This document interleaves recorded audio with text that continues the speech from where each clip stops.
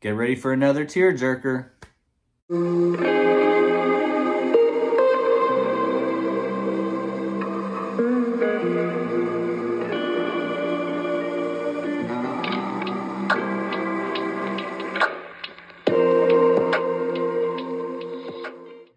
Hello everyone and welcome to Bound in Prose, the booktube channel for those with very eclectic tastes in literature. I am your host Matt, and today I want to talk a little bit about The Book Thief by Markus Zusak. I'm going to switch hands. So before I even get started, I'll just go ahead and say I'm going to try to keep this review spoiler free. So just kind of talk the basics and kind of my impression of this book. I know that this is a really popular book and a lot of people have read it. But if you haven't, I don't want to spoil it for you. This is an absolutely fabulous book. So anyways, The Book Thief, our main character, she is the book thief. Her name is Liesl Meminger, and she moves to Munich to live with a foster family, the Hubermans, pre-World War II. And she becomes the book thief because at the beginning of the book, she finds a book called The Gravedigger's Handbook in the snow at her brother's funeral. And that's kind of her first act of book thievery. And as the book goes on, she collects these books. She steals these books to like create her own library. She really wants to like have these books and learn how to read. And she's in love with literature. So we can all kind of relate to that. So the story basically is from her family's side of the story. Like I said, pre-World War II, and it's just about how Liesl grows up in Munich and you know, the oncoming of World War II, and then it gets into World War II. So you can imagine that this is a very uplifting book at times. So, I mean, it does have its uplifting parts, but yeah, it's known for being a tearjerker. So the only other thing I'll say about the plot really, specifically, and it's on the inside cover, as part of what the synopsis is, so it's not really a spoiler, is that the family ends up housing and hiding a Jewish man during, the Nazi occupation. And it's about how that affects their family and how they have to be very careful with this Jewish man hiding in the basement. And so, yeah, and how Liesl comes to love this man and appreciate him and learns from him. And it's a really, really beautiful story. And as Liesl grows up, she finds love and with this boy, and it's just like a coming of age type book, except that it takes place in Nazi Germany. So I thought the characters were very well written. I really enjoyed the Hubermans, the Papa, who she calls her foster father. Papa is a really loving man and teaches her how to read and kind of learns himself a little bit how to read and really supports her in her journey to being a reader and doesn't make her feel bad for taking these books. And he's such a beautiful, loving father figure. And then her foster mother is loving in her own way. She's kind of a cold, harsh, strict woman, but she also takes care of the family and is a wonderful person to have in a crisis, especially when Max, the Jewish man, comes to see them. And she loves Liesl as well, even though she can be a little harsh and call her names and kind of condescends to her at times. But by the end of the book, you can tell that that's just the way that she is, and the way that she shows her love and affection is by, keeping things together and keeping the family on track and crossing the T's and dotting the I's and all that kind of stuff. So I really liked the family. Another one of the main characters is a boy named Rudy, and Rudy is a big fan of, I want to say Jesse Owens. Yes, he was an Olympic runner. I'm hoping I remembered that correctly. But yes. And so they kind of, you know, they're friends in the beginning, and then it kind of, are they or are they not in love as the book goes on. And I really like that character too. And then just like the smattering of characters that live on Himmel Street and, you know, their neighbors, a lot of very colorful characters. Then more specifically, the man that is in the basement, Max, the Jewish man, is a really interesting character. I mean, he shows up, and I believe he's writing a book. I listened to this on audiobook, and every once in a while I kind of zone out, but and that's not a commentary on the book. I just got a lot going on. And so, but anyways, that leads me into sort of like the format of this book, the formatting of this book. So the chapters are super short, which will make you feel like you're kind of getting through it really quick.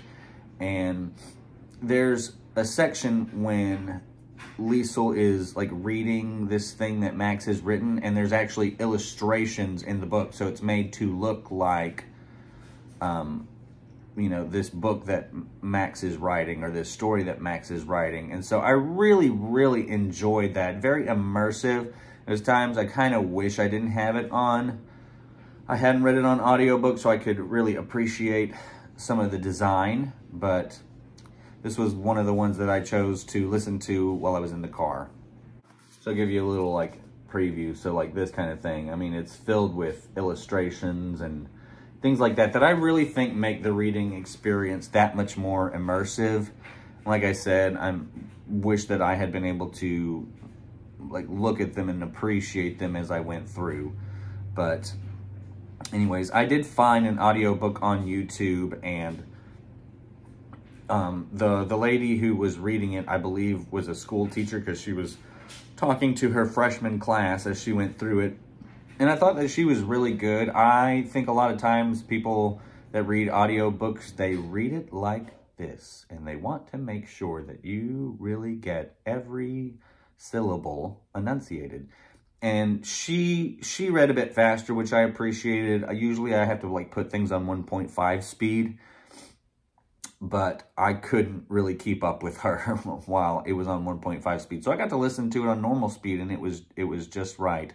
The only thing I will say, and God love her for putting this book up on YouTube and reading it to us, but every time she refers to Adolf Hitler as the Führer, she calls him the Freuer. And it took me about 100 pages until I realized what she was trying to say. And so that's a nitpick, but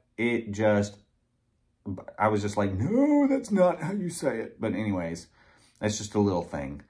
But anyways, I will go ahead and say the last couple chapters got me pretty choked up. And I mean, it's beautifully written, but it's basically like, you know, it's a World War II book having to do with Germany. You kind of know what to expect. I mean, it was a brutal, devastating, inhuman time, and I mean, how else do you approach that subject matter without being truthful about that aspect of it?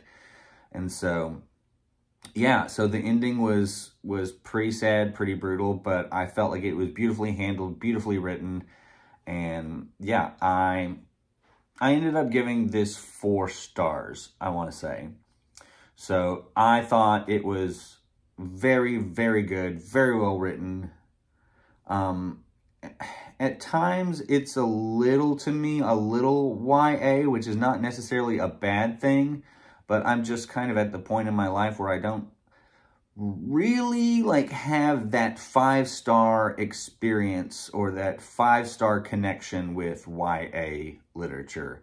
And that's fine. That's not a commentary on how good or bad YA fiction is. It's just where I am in life.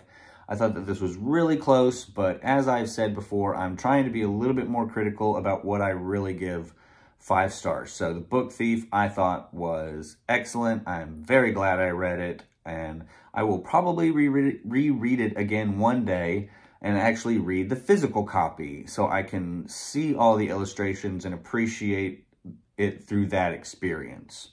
And then the other thing I will say, I appreciated that this was not, I want to say, your typical like Holocaust book.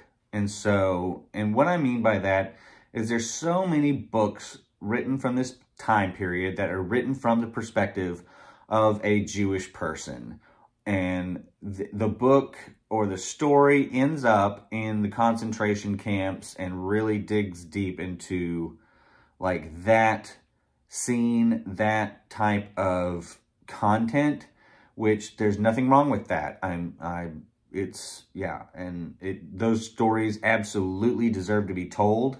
I mean, like Schindler's List, I'm a huge fan of Schindler's List just from a filmmaking perspective. I think that that's probably one of, if not the best movie ever made, because it's so well done and so gut-wrenching. But what I mean about The Book Thief is that it was interesting to get this from a different perspective and actually read it from like a German girl's perspective. And even though it does kind of go into how the Jews were treated, and you can't get past that in a World War II book set in Nazi Germany, but I thought it was interesting that it was not your typical like Holocaust book. And so I enjoyed that aspect of it. And you don't really go into the concentration camps, and you don't really, you don't see the brutality of it from that aspect. You do see it from other perspectives, but I just thought that it was interesting because whenever I started it, I was like, okay, so what I'm guessing is it's going to be sad because Liesl Meminger is going to go to a concentration camp and die. And that's a simplification, but that's kind of what I anticipated. And it's not that, which I appreciated. Even though the ending is sad and realistic, it's that from a different perspective. So that's going to kind of wrap that up. In conclusion, I think The Book Thief was excellent, beautifully written, wonderful story, wonderful characters. I kind of was a little bit of a contrarian starting this because I've heard of it so much, and people, it's so good, and I just love that book, and the ending is so sad, and the ending will make you cry. And you know how kind of like when things are so overhyped, sometimes you're just kind of like, I'm not hopping on that bandwagon, and that's not fair, but that's kind of the way that I approached this. But I finally got around to it, and I'm so glad I did. I'm so glad I have a copy of this, and wonderful journey, highly recommend. And that's going to do it for today, folks. Thank you so much for joining me. Thank you for joining me on my past couple of videos. Views have not been doing as well, and so I'm a little bummed out about that, but we're gonna, we're gonna keep going. I like talking about books, and I like, when people comment, and it's been fun doing this so far, and I enjoy it, so we're gonna keep going. And if 20 people watch my videos, then 20 people watch my videos. So, but for those of you who keep coming back, and for those of you who like and comment, thank you so much. I appreciate you. So that's going to do it for this week. Coming up, I am about halfway through Assassin's Quest by Robin Hobb. So we are finishing up that trilogy, and I am really enjoying it so far. Then we are going to do, another like literary fiction type book after that. And then I'm going to start the Red Rising series. I am really looking forward to that. So anyways, I hope you'll join me for some of it. In the meantime, have a wonderful day and happy reading, everyone.